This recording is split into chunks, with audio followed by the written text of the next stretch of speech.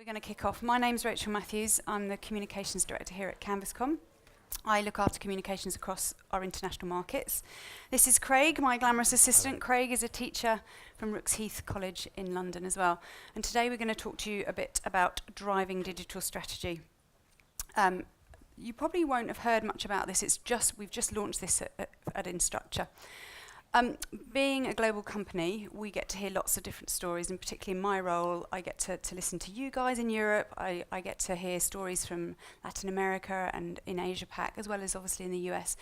And we have this great, I guess, privilege and responsibility in a way to listen to some of those challenges, as Mitch sort of talked today, to share some of the successes and to brainstorm about how we can help each other and drive more success throughout the community. And earlier this year, we started to notice an awful lot of synergies and a lot of the same things occurring in lots of different markets. And we also started to look at perhaps how governments were or weren't helping. We've been working quite closely with some organisations around procurement frameworks in the Nordics and in Scotland more recently. We've been working quite closely with some of the more federal and state departments in Australia, for example, as well, at looking at how we actually work together to solve some of these problems. So this is really where this project arose from. And so in the UK, we started to look at what was going on from a government perspective here, and some of you who are a bit closer to it perhaps know that there's not an awful lot.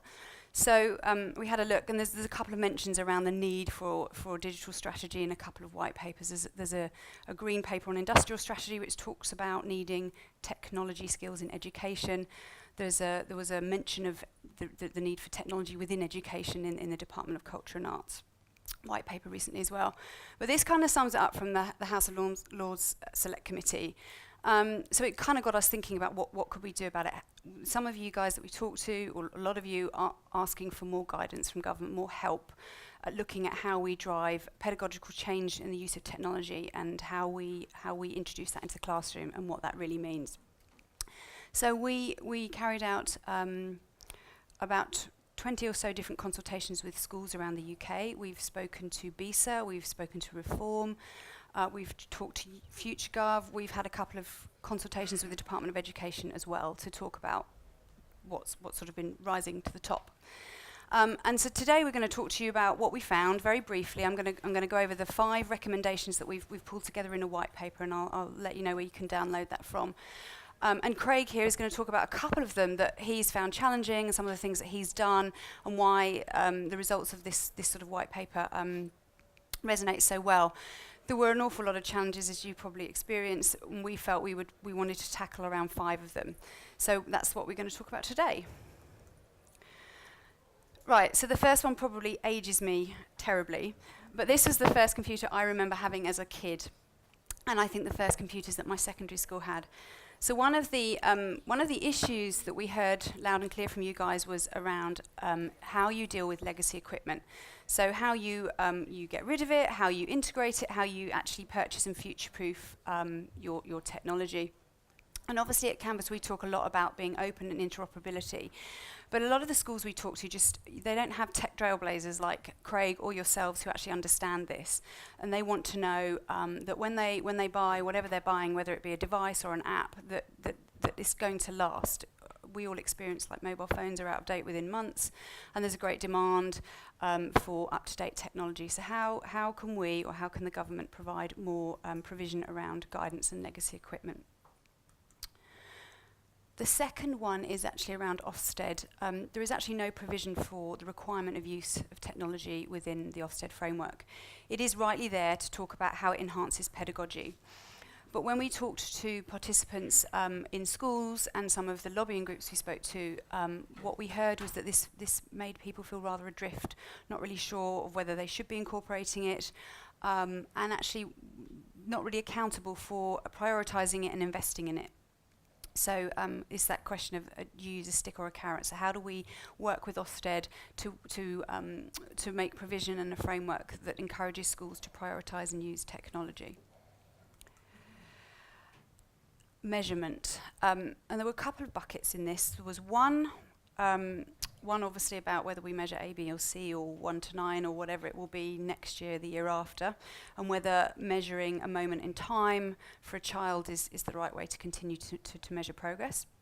And the other bucket was actually around teachers and the industry looking at other industries and how they were using data. So data for intervention purposes, data to look at how a child is doing, data to look at how engaged they are, and to course correct rather than just measure at the end of the course or the exam, etc. And so there was quite a lot of feeling about the need to rethink how we use data and how we measure, and obviously what technology can do to enhance that and how we can use it. And then it was procurement. Procurement came up a lot. The barriers around procurement, understanding processes, and what that looks like. And I'm going to hand over to Craig to talk about what that looks like on the ground. So we've had a few problems, and these problems are still very much apparent in our school and lots of institutions, I'm sure. The first one is budget. How do we manage to procure lots of devices? It could be software for every single student in the school. We wanted to buy a group of iPads at some point, and it was just really difficult to find information online or anywhere from government or elsewhere to be able to buy those. Unfortunately, we're still working on that, and with lots of departments, you hear horror stories in other institutions of departments being dropped, jobs being cut, and lots of other things which are not very nice to do with budget. That we would like to see some kind of system in place from the government where they can at least tell us where to apply for budget to be able to get those things for our students. Or it could be a loaning system for students, which I know exists in some countries, where students can have their own device, bring it into school and solve some of those issues. The other problem we had another VLE which we used to use, and we used it for about 10 years, and I say that term used loosely, because what happened was it was brought in with all of the management from all of the different schools in the local area, and they decided that schools need this, and they decided that we're going to bring this into all of them and it's going to work. Unfortunately, what they failed to do was consult a lot of the people down the bottom who were using it in classrooms, or the students that were using it in classrooms. And what happened was, after 1 year of one member of staff pushing the system, they retired, and then for 9 years it just got used as a storage area for lots and lots and lots of files, which I'm sure resonates with you guys as well sometimes. What we would need is some kind of system where the government is using a dynamic approach, where they're listening to what is needed, not a one-size-fits-all approach, something where they listen to what we need, and it's been very successful in our school. We completed a questionnaire with all members of the school community, what were their needs, and we looked around for a VLE which was going to be useful for every single person within the school. That way, we've now got 60,000 hits per month, which is quite big for our school, going from not using it at all really beforehand to using it, and using it actively. It's been very successful for our school. So something like that from the government would be very, very helpful. Great. Improving access to training on technology, and again, we heard from Debs this morning about some of the barriers to getting staff to actually engage with it, and then therefore the students. So again, Craig. So training, I was a bit naive when we walked into training all of our members of our community. I remember a time when my nan first got an email address, and she sent me an email, and the whole email was written in the subject line. And you think, okay, all you need to do is sit down with her and tell her, right, this is what you need to do and how to use an email. There's also been some interesting things which have come up in ICT support over the years, not just in our institution, but just across the world. There's a few stories, like an email came through from a person that was working at their desk, and they said, my coffee cup is not working. Your coffee holder is not working. Why is your coffee holder not working? What is your coffee holder?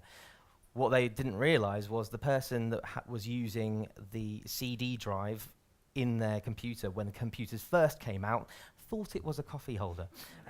Unfortunately, that didn't go down too well.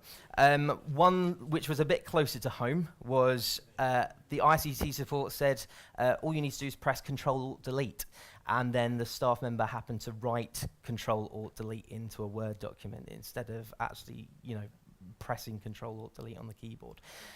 So I experienced this firsthand when we first brought in Canvas. I decided it was a really good idea to have 80 staff members sat in front of a training video with a live person on the other end teaching us how to use Canvas for the very first time. There were a number of staff that wanted us to rewind the live person. There were a number of people that wanted us to change it to English. It was just an American accent, but I don't know what was going on there. But that was my experience, and there was genuinely people very, very frightened by the change that was coming. So what we had to do, we had to go back to basics. I reevaluated it, and we had to go into departments, work out what they needed, and rather than teaching how to use it the whole time, it was also about teaching it from a pedagogy way as well. So actually looking at how are you teaching your lessons, how can we then develop it and enhance your lessons through the use of technology. So it wasn't just about how to use the system, it was about how you can use it to enhance your learner's experience. And I think that needs to be the approach. It needs to be a dynamic approach from the government or whoever takes it on to be able to show us how to be using technology in a way which really enhances our learner's experience. Great, thank you. Deborah Kelsey-Mills actually told me a story a few months back when they first brought Canvas in, and you heard her talk today a little bit about how some of the staff are genuinely fearful of technology. And she said actually one of the light bulb moments that went on for her was whilst they allowed one afternoon a week, I think it was, for training, that actually you're sort of drinking from the fire hose when you're doing a whole afternoon, and so nothing then gets really absorbed and taken on board and then practiced. So she cut it down to sort of an hour here, there and everywhere, so that they got their time, but they were able to go away, ingest, and then come back and practice it, and found that actually the teachers and lecturers were much more on board with the technology because they were doing bite-sized chunks of it. So I've been putting up here just a few of the quotes from the white paper, and I think you've sort of heard Craig refer to Bector, which is a good 10 years ago now. It was a very much top-down approach by UK government, perhaps in the early days of the internet, shall we say, and use to school, so it kind of did fail completely. What we've heard from Craig and from others and from a number of the lobbying groups who are working with and from the conversations that we have is that this really does need to be a grassroots movement, but there is huge desire and need for government to put some kind of framework and guidance around how technology should be used in school, how it should be reflecting the workplaces that students are going to be going into, and how it's used from a pedagogical standpoint rather than bits and bytes, devices and apps. How there needs to be much more of a strategy around the teaching and learning process within schools. And this was a quote from one of the contributors, David Taylor from Stanley Park High, who really echoes that and actually sort of said, I've been very lucky. He has a chap within his staff who's very keen and has an interest in technology, probably rather like Craig. You find pockets of trailblazers in schools where these guys really like the technology and schools use them to work out what they need to do. But they've worked out what they need to do for their school locally rather than it being a sort of a top-down approach. So hopefully this is resonating with you guys. Now I have an ask. I'm going to appeal to your emotional side because Mitch this morning said he wants you to think of 2 to 3 things to take away today, 2 or 3 things that you're going to go away and change or do. So we've been referencing a white paper. You can find the white paper on canvasvle.co.uk/DDS. It's been all over Twitter. If you go to the Times TES online as well, there's an article about it there, and you'll find links and references to it there. There's a conversation that started. I've also shared it on my LinkedIn profile. There's a blog up there, and I would love your comments and your thoughts. Love for you to read the white paper and contribute to the conversation that's going on. So if that's one of the 3 things that you do today that Mitch asked you to do, I'd really appreciate it. As I mentioned, we have actually been talking to the Department of Education, and we're going to visit them again tomorrow at their invitation. So I think we have we've obviously hit something that resonates with them. They are looking in areas at this themselves. So any comments you have, if you want to read it overnight and drop me an email tomorrow, I've got some business cards, or just pop it on my LinkedIn profile. I'd really appreciate it, because it does feel like we've got some momentum here. You'll hear more from us at BET if you're going to be there. There'll be there'll be a panel discussion where we'll have some of the participants from the Whitepaper. Hopefully someone from Reform. I also know the Department of Education are planning to have some kind of strategy paper ready for that time too. So if there's anything you guys have on your mind that we can take and help influence, then just let me know. And with that, are there any questions or thoughts or comments? Ask a question about, you were talking about the infrastructure and the funding for tablets and things. I know not every child has a device, but most young people now have a smartphone or a tablet. Is it not about changing the culture of the institution to be confident in bringing your own devices as well as laptops? My experience, I work for a charity called the Career Colleges Trust, and we actually have a whole suite of resources to help schools, colleges, etc. analyse digital skills of their teachers and train them. But when I go and look at our career colleges, some of them invested in 50 iPads for their first 14 to 16 group. They just were using them as pen and paper because the teachers didn't know what to do with them. So instead of using the apps that are relevant to vocation like hospitality or engineering, they were just literally using them to make notes. So I suppose that comes back to the training in some ways, and being able to not just train the staff in the classroom, it's also training the whole school or the management to be able to know how bring your device is safe, because there's a lot of fear that comes from bring your own device and opening up the network to students. And I think in terms of, you've been talking rightly about training the teachers, but one of the challenges is actually the leaders. So before I joined the Trust, I did some research for the Education and Training Foundation, which is all in the public domain, and it was across the FE sector. And one of the biggest challenges is actually, we did an evaluation across 40 institutions representing 25,000 teachers. And the challenge was that all of the leaders, whether it be a principal or an MD of a training provider, they all had a vision. And there was one or two people like you who are fantastic champions of technology, but they weren't joining up because they didn't know how to get from yes, we need to do it to let's actually implement it. And so some of the things that we've developed are around digital, the focusing on the leader, because if the leader understands their digital skills, they can then support their staff. And when you go through, change me as a leader, change my staff, you automatically change the whole culture of your institution. So I think it's about the whole bit, it's not just the teacher, it's the whole organisation needs to develop their skills in terms of what is leadership like in the digital economy. Yeah, and I think, again, you heard from Deb this morning when she put her poll up, part of that is time. Interesting, again, David from Stanley Park High suggested that he wasn't the generation who really knew enough about it, and that he needed young trailblazers in, people who are much more in, But having said that, I'm at the end of my career. I've worked in a college for 30 years. I didn't use technology. It never worked properly. There you go. You could be a trailblazer, Bev. And I left, went self-employed, worked for a small organisation, had no choice. So now I'm a massive champion of it. But for me, the critical thing about training teachers is immersing them in the student experience. So I didn't understand online learning until I had to do it. And I actually was one of the first Canvas customers in Europe through a company called Coalesce. But it was so easy for me to learn. And I think you have to stand in the shoes of your students. And that's why everything that we've developed for our career colleges to use is all online.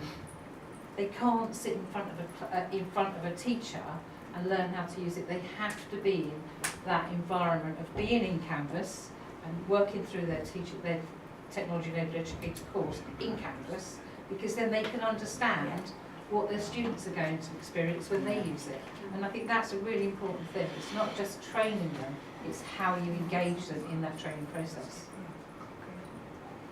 I've been in AFE for a few years, and often the policies come out and they're aspirational, but they're very light on implementation. And I go into FE colleges and I read the corporate plans, and they're very good at aspiration but very light on implementation. A good document came out from Ofsted, which is the inspectorate regime in the UK, in September 2014, which is called Teaching, Learning and Assessment, What Works Well and Why. And they had taken, I think it was about 20 different providers, mostly in FE, who had got outstanding grades. And I'm sitting in a college at the moment that doesn't have a teaching, learning and assessment strategy, but every single college I've ever been on, including Belfast Met, has a corporate plan, very light, very aspirational. And it just strikes me that FE across the board in the UK is largely pretty much the same. You take most colleges of a certain size and you look at the curriculum offer, and they're generally the same. And the what works well and why, if you translate those suggestions that Ofsted have bullet pointed, and then add a column that says, okay, what are we then going to do in this college that will make that a reality? Yeah. And you will touch on technology and whatever. Then you start to come up with an implementation plan. So if there's a similar type document from your inspection regimes in your different countries that gives you that generic view, then it's your strategy really and your implementation plan comes from those observations from those inspection regimes. Yeah, and so you're talking about that, then how do you make it a reality? And I guess that's when some of these challenges kind of come up and where there's the guidance need. But I would agree with you. I think the Scottish guidance is actually pretty good, but it does, as you say, lack that actually how does this happen on the ground. And I guess that's why we're all here today, to share those ideas and show how some of us have done it successfully. I think Rachel, a key strand in any white paper needs to be around Ofsted, because I can only speak from my experience, but one of the things that we've done across our 18 career colleges is we've commissioned independent reviewers to review our career college provision. We had to completely change it after the first year because as part of our strategy, a career college needs to demonstrate they're using learning technology and they're developing digital capability for their students. I was getting comments in the reports from people who were badged Ofsted inspectors to say outstanding practice was they had a VLE. And the challenge you've got is a lot of the inspection team still are not current practitioners. They've never used technology and they're exactly the same as some of the teachers. They can't conceptualise it. And one of the biggest barriers in the research that we did across the FE sector is teachers are worried about, if I use technology and I'm observed by my head of quality or by Ofsted, what if it doesn't work? I'm not going to get a very good grade. It's that, and it's also, is this acceptable being used in this way? So I think Ofsted have got to play a critical part in making it clear what expectation is and what they're aspiring to. What we heard, interestingly, by a number of participants was kind of around your point around the culture of conformism. Really, if it's how we're measured, we're going to stick to it, and it comes onto the measurement point as well. So as I said, there's nothing in Ofsted. So what role do they play in terms of the use of tech in classrooms? If we're going to mandate it, what does it look like, right? Or how do we measure it? And the same with the measurement. If actually you just need to keep as a school, we had a head teacher who sort of talked about the need, I need to keep my grades up, and if I veer off that, then I'm going to stop experimenting and innovating and seeing how else I can drive change in pedagogy and so on. So that's what we sort of sifted to the top within these points. But I know we're getting to near time, so I'd encourage you, if you can, to go and download the paper, make some comments. If you want a business card, please come and get one, and just help us, help everyone take this and see if we can drive some change. Rachel, sorry, have you looked at the Canadian model and some lessons learned that could be recommended to the European? Maybe I should take a look. On that note, just wondering, in the American model, is obviously Canvas being primarily an American company, with the use of, for example, academic technologists or technology integrators in American high schools in particular, and the impact that they can have going into departments, helping the teacher on the ground on a day-to-day basis, which is non-existent in the UK, and whether or not that's something that you've... Well, a lot of the, I guess, the trend in the US, and we're starting to see this down in Australia, is state provision, state buying, which is kind of what we've seen in the Nordics around Uninet, although that be it for higher ed and APUC in Scotland as well, that the provision is there. You can call off preferred suppliers, but they've gone through rigid criteria. One would be open, so that you can integrate anything and you have choice and you can deal with legacy and so on. So their model is that there's more of a framework and guidance there for them, but yes, they'll be using system integrators and so on. But it's a bigger scale. We are very fragmented, as you guys know here, so that's a challenge. Cool. Thank you very much. Thanks.